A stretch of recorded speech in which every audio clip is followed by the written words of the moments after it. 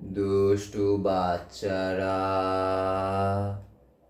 আজকে আমরা রান্না করব কলা। দুঃখিত, কাঁচা কলা।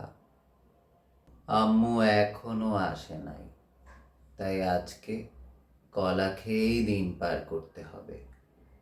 কলা দুটোকে কেটে দিয়েছি, এখন এর মধ্যে দিয়ে দেব একটুখানি সরিষার তেল, একটু ঝাঁকাই,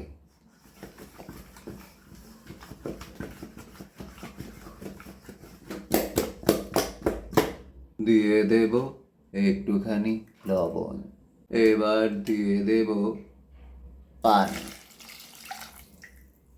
এবার এগুলোকে সিদ্ধ হতে দেব। দিয়ে দেব 3টে কাঁচামরিচ। শুধু কলায় পেট ভরতো না, তাই নিয়ে এলাম 2টো বেগুন।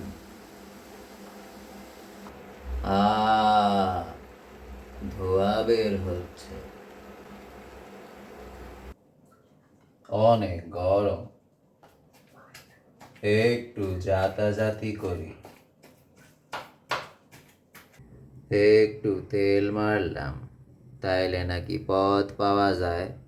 এইবার তেলের মধ্যে পেঁয়াজ দিলাম।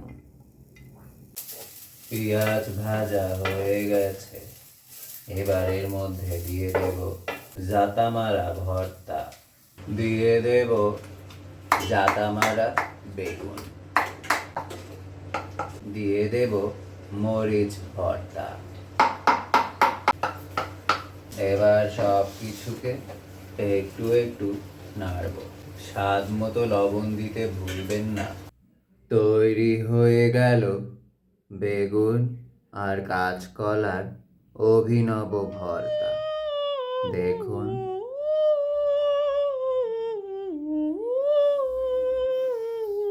আহ, কি সুন্দর গন্ধ!